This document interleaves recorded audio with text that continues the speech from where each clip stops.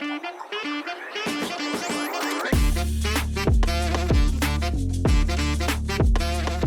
listening to the Rebel Instinct podcast by Act On Software for all the marketing innovators living outside the box. Let's shake it up, everybody. I'm Galen Etlin with Act On Software. Casey Monk is usually here with me, but she is on a plane to somewhere warm. I'm so happy for her, not at all jealous. So my co-host today is Bob Garcia, Head of Product Marketing here at Act On. Good to have you here, Bob. I know you've got 30 years of experience in software, so your experience will definitely lend to this conversation. Hey all, it's great to be here. Looking forward to talking with Marc and Galen today. Excellent. And of course, as he just mentioned, our guest today is Marc Liu, Chief Revenue Officer for Civilized Cycles, a sleek e-bike company. Marc also has extensive agency experience spanning the globe, having helped market for major brands like Pizza Hut, Bud Light, Southeast Asia Tourism, and many, many, many, many more. So we're going to have you talk about, we're going to have to maybe put your Rebel Instinct stamp on your passport, Marc. Thanks so much for joining us. Thanks for having me. That's quite the intro. So, hey, Marc, you co-founded an agency, Elemental, that sold just recently, and now you've pivoted into working for a really exciting up-and-coming e-cycle brand. How are you managing that transition from going from working with multiple brands across multiple verticals to now just being committed to one vertical with one really cool product in an emerging market? Yeah, it is quite the change for me. I founded Elemental and ran it for 13 years. And so that's a long time to be doing anything. And, in the agency world, bouncing back and forth between different brands is a very different experience to being committed and focused on one brand. I will say, first and foremost, it's quite refreshing to be able to put all of my energies into one brand and really kind of dig deep into the details versus kind of bouncing back and forth. So I'm very grateful for that opportunity. A welcome change to the pace of work. And now obviously I am responsible for a lot more things. So I have to live up to, the words that I put out there. I think what's helped me a lot in that transition has been the fact that I'm first and foremost an entrepreneur at heart. And so, my area of expertise is sales and marketing. And I've done that on the agency side for a very long time. But what I really love to do is solve problems and tell stories. And whether you're doing that for lots of brands or one brand, fundamentally, the approach is the same. You just get to do a little bit more of it when you're inside of the brand. So I'm pretty happy where I am, and it's a nice new challenge for me. Yeah, in terms of the category, it seems like it's so dynamic. There's so many different, types of products coming in to the market. And you seem like you're really leading with really creating just a very elegant kind of high-end vibe. Can you and you're being rebellious in how you approach that. Can you talk a little bit about how you're starting to differentiate in such a crowded, nascent market? Yeah, and thanks for the kind words about the bike and what we do. Yeah, we are trying to do something very different for the e-bike market, which is a very exciting market to be in, especially right now in the US. I think everybody has seen, during the pandemic, people started buying bikes left and right. And e-bikes were certainly a huge part of that. And although bike sales have kind of, plateaued off, e-bike sales continue to remain strong because people have realized what a profound change it can make in their lives. The difference in approach that we bring is, there are lots of other great bike brands out there, but by and large, the way that they approach it is, they're making the best bicycle possible, and then putting a motor and adding all of this electrified capability to that basic bicycle platform, which is a tried and tested model. We are trying to do things a little bit in reverse, where we're trying to figure out what is it that people want to get out of a two-wheel experience that currently they're only really getting from a car, for example. And how do we build that into the two-wheel experience, into what we can still call an e-bike, but providing car-like features like amazing ride quality, the ability to transport people, adult passengers, and large amounts of cargo. And through solving those problems, getting people who are interested in riding bikes but haven't pulled the trigger on it yet, because there hasn't been anything in the market for them, to come over to this side and really get to experience everything that an e-bike can offer. So we are trying to lead also by design and elegance, because at our heart, we have a sustainability mission. We want to get people out of cars and onto bikes. But we also want people to look good and feel good when they're doing it as well. I mean, that's a huge part of it. We saw that was kind of the model that Tesla had established, leading with their Model S and the sports car, making that kind of lifestyle desirable first, and then bringing additional kind of mass market products to the consumer. For you, you're the revenue and money guy. How are you balancing that creativity with the KPI really that you'd be measuring?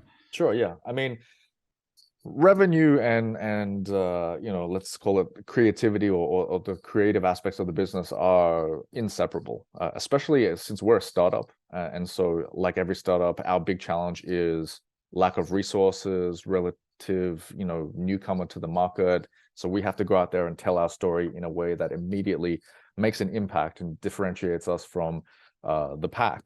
And so, we start with the hard KPIs that we know we have to hit in order to survive and thrive and also attract investors. And that kind of gives us, the shell or the box within we have to then deliver. And that's really where the creativity comes from, is from those constraints, knowing that we only have X amount of dollars or X amount of personnel, and we have to tell this story to as many people as possible. That drives the creativity. So I think they go hand in hand, and one really helps the other. That's an interesting point too. We recently had Yasha Kikaswolf from Lytics here, and he said a very similar thing along the lines of the constraints are what lead to the best creativity. If you've got some structure, it really leads to better outcomes when it comes to that creative process. So that's interesting. Absolutely. That you also touched on that. Yeah, one of the things I'm wondering about, Mark, is just how COVID has possibly evolved or impacted your approach to, going to market with a new brand in such a dynamic market. COVID has obviously impacted our business tremendously, both positively and negatively. So on the positive side, as I previously mentioned, it really spurred the demand for two-wheelers as people were, staying at home and now, working from home more often. That kind of lifestyle becomes much more accessible and attractive. But there were also the negative repercussions of huge supply chain issues. And us, we were actually ready to go to market in January 2020, and we had pre-orders of the bikes that we were only able to fulfill a few months ago because we physically could not get the product out of Taiwan, where we manufacture, into the US. That forced us to really take the time and lay the groundwork for when we would be able to go to market. So things like making sure that we had all of our sourcing buttoned up, all of the components, all of that sort of thing lined up so that, when the demand hit, we would be able to fulfill rapidly. It forced us to take the time to build the strategic partnerships and alliances that would allow us to quickly go to market. And that has borne a lot of fruit. So, we're an omni-channel brand. We sell direct to consumer, but we also sell through select retailers around the country. And we were able to access all of those retailers through the relationships that we built in our kind of furloughed period during COVID. So that's how we made the most of the time, and it's helped us kind of hit the ground running. All right, so Mark, we've got some questions we like to ask all of our guests on the Rebel Instinct podcast. For one here, what's the most rebellious or out-of-the-box thing in your experience that you've done, and how would you say it performed? Oh, that is a very good question. One of the things that has been a blessing in my career is that I've entered into markets at the beginning of their growth. And so, for example, when we started Elemental, the agency, this was back in 2009, and social media and digital marketing as a whole were really just starting to take off as like the primary channels of marketing for brands. We had the same learning curve as the established agencies. They didn't know more than us, and we just had to learn a little bit faster in order to compete with them for clients. And so literally when we started the agency, our initial clients were restaurants. This was I used to live in New York for about 7 years, and we acquired those clients by walking up and down Broadway, knocking on doors at restaurants, finding the ones that had the most empty seats, and going in saying, looks like you need some customers. We think that we can help you with website design, social media, maybe some Google ads, some Facebook ads. How about we do this for you for free? And if you make money, hire us and make us your agency. And the next question was usually like, what's an agency? And they're like, okay, we will help you make money and fill these seats for you. And we did that for the first year, just knocking on doors. And similar period of crisis, right in the throes of the financial crisis, people were having a really tough time financially, but they were also more open to trying new things because obviously what they were doing up until then was not working. And so I don't know if you would characterize that as being rebellious, but certainly it was a novel approach to building an agency. And fortunately for us, it worked. I'd say that's rebellious, outside the box, the classic door knock. That's scary. It's a risk. You never know if someone's going to yell in your face or say, "Thank you so much for showing up here." So we got a lot of people yell at us and tell us to leave. That happened more than once. So what advice would you give to marketers to be more rebellious or creative in their work, coming out of that creativity that you use to drive business? Creativity is such an interesting thing because we all know people who seem kind of naturally predisposed to out of the box thinking. And so there's certainly a part of it that seems like it's innate, that's born with us. But I'm also I don't believe that it's a thing that can't be taught, or at least it can't be nurtured. I firmly believe that all endeavors in life require a certain amount of creativity, especially if you want to get ahead of the competition. And they're muscles that you can train and work on. My wife is a neuroscientist, and she does research on children with autism. So in our household, we talk a lot about neuroplasticity and concepts like that. Concepts that really kind of fly over my head, but she knows a lot about. But because of that, I get to learn about a lot of these different concepts, including divergent and convergent thinking, things that have been very helpful for me. But I would say, in terms of a simple approach to more rebellious and more creative thinking for marketers, is to take a look at what is being done in industries that are not yours, or those of your client. And so, for example, one of the things that we would often do as kind of like a creativity hack for our restaurant clients would be to see, all right, what are people doing in consumer and fashion and spirits and that sort of thing. There seem to be certain repeated patterns or ways that people market those products. And can we take those ideas and apply them to our industry? Can we take them wholesale, or can we modify them slightly? And we all get kind of trapped in our familiar patterns, and that makes us stale and is the enemy of creativity. So taking that step out and seeing what are people doing in completely different fields, and asking yourself, like, can I make this work in my industry? That's been a pretty good shortcut to generating some creative ideas for us. And I think it's something that pretty much anyone can pick up and run with. That's super helpful. I mean, it's inspiring because, as we work as a company to differentiate our market, it's super important for us to not get stuck in our box and really look for inspiration, externally, and really pull those kind of thoughts in to challenge our conventions.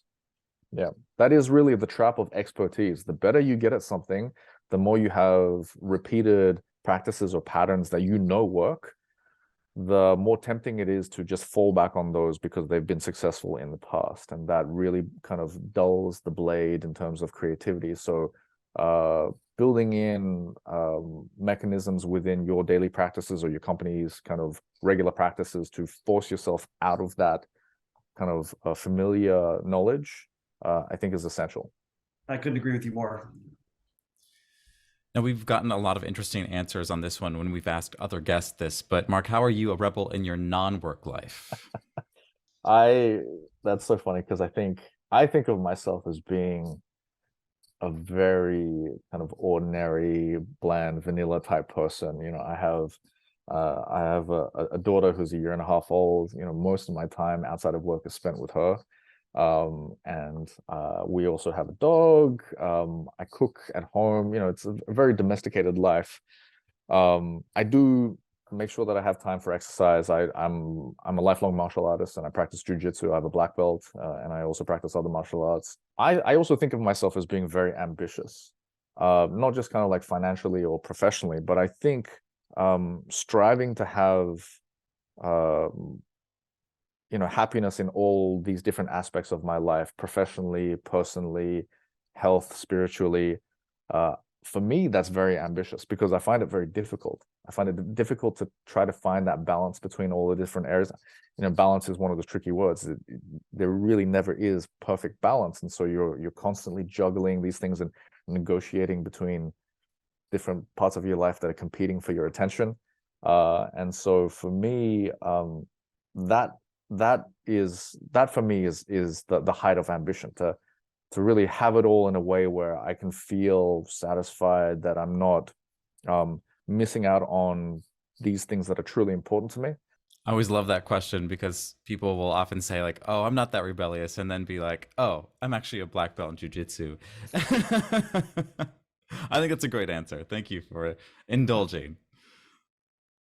That is a really great answer. And balance is so important in life because it's so easy to get sucked into any one direction and pulled out of whack. In terms of like culture and rebelliousness in our culture, what characteristics, what type of persona or attributes do we need more of to rebel kind of from the current constraints of our culture? The idea of rebelliousness is quite an interesting one for me because I didn't grow up in America, and it definitely has different connotations here than in many other countries because of the history, because of the culture that's been built on the backs of that history.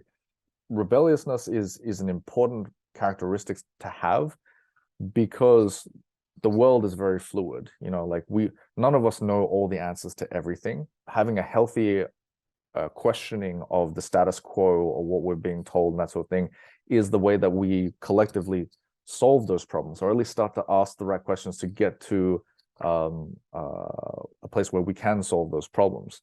The tricky part becomes like, well, how do you know when to ask, when to question things, when to push, knowing that you don't have all the answers?